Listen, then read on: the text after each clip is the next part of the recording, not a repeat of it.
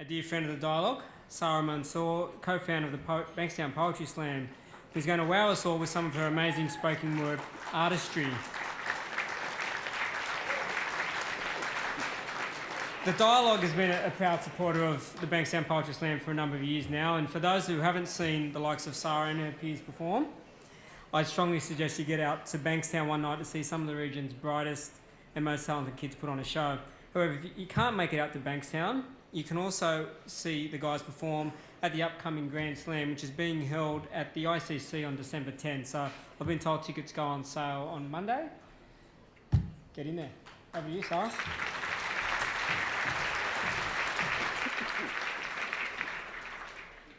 Hello everyone, how are we doing? Yeah? Make some noise if you're from Western Sydney. Very nice, found my tribe. So before I start, I'd like to acknowledge the traditional custodians of this land, the Gadigal people of the Eora Nation, as we gather here today, and I share my poetry with you as was done for thousands of years before on this land. A huge thank you to the Western Sydney Leadership Dialogue, who invited me here tonight and who have been really instrumental in supporting the Bankstown Poetry Slam. The Bankstown Poetry Slam is Australia's largest regular poetry slam. We have monthly events and over 400 attendees per month, and it's really about providing a platform for young, diverse people from different marginalised communities to come together and express themselves. So I'll be performing a couple of pieces. If you haven't been to a poetry slam before, what we do to show support to the artist is we click. So if we can all do that now, please. Very nice. Very nice. You just pretend like you're in a 90s jazz cafe, wearing a turtleneck, you know, really cool. I didn't think it was that funny, but thank you. My grandmother sits us in her lap. It is an ancient ocean of shortcomings and shrapnel. Her voice serrates the air.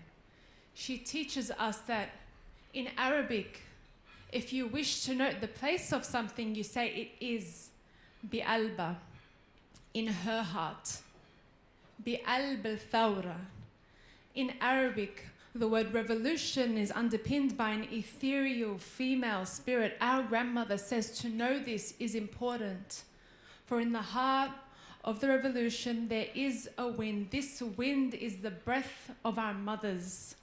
Our mothers who carried us through many diasporas, held our hands through many a man's war, sheltered us from storms of silence. Our mothers who traipsed foreign waves, dragging feet through curious alphabets, sewing and unstitching mouths of protest. Our mothers constricted with longing, bound up in dreams of mounting the Milky Way and using their mouth for more than prayer as men plotted colonies on their skins, invading breasts, wombs, souls. Our mothers were, on their darkest days, still tangerine moons, still a little bit more than light. Alphas in their own right have already carved the path out with their ribs and laid their bones to light the way. We were born swollen with their ambition. We cannot possibly swallow injustice anymore, so we will fight. We will fight like Rosa. We will fight like Malala. We will fight like Angela. We will fight like Clementine. We will fight like Yasmin. We will fight like our mothers fought, ferocious and soft, voices blooming with truth and rage. Throat is a Glock, cocked and ready to be waged. We have always been ready. So hear the hymns of our hips. Hear the hymns of our haunted. Hear us in the heart of the open plains, in the heart of every classroom, every hall, every space, every stage. We will beam out the stories of our mothers and how they inherited in us the winds of revolution. Thank you.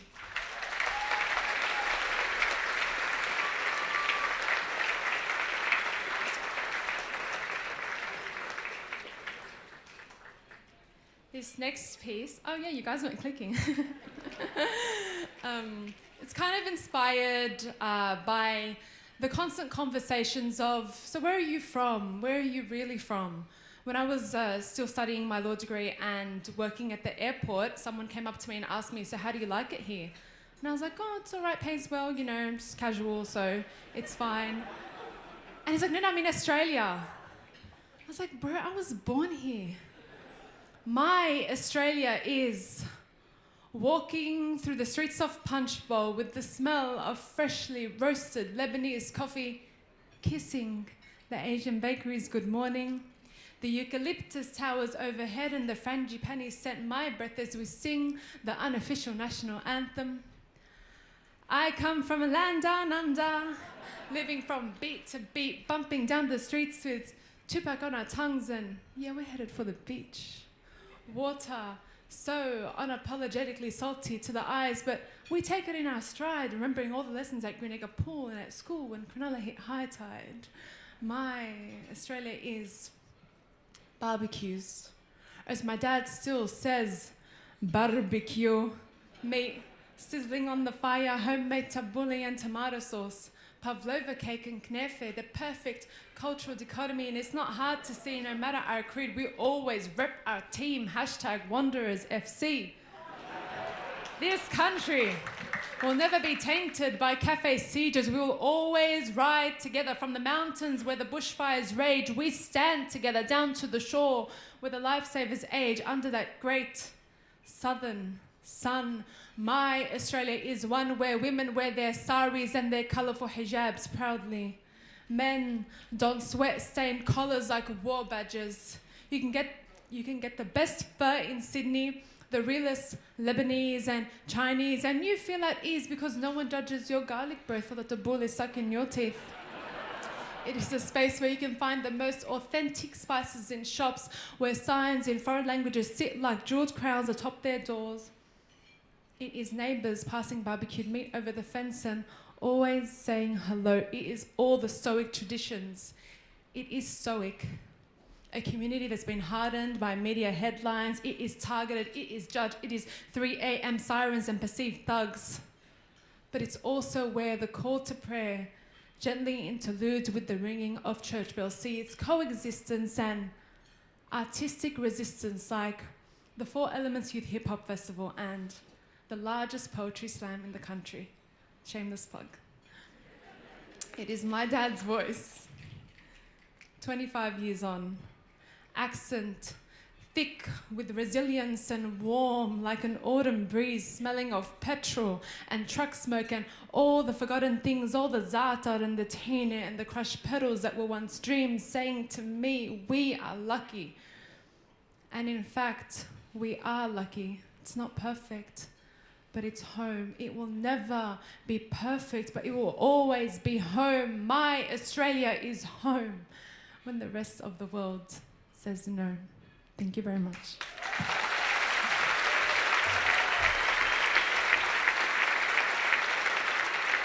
Mansour.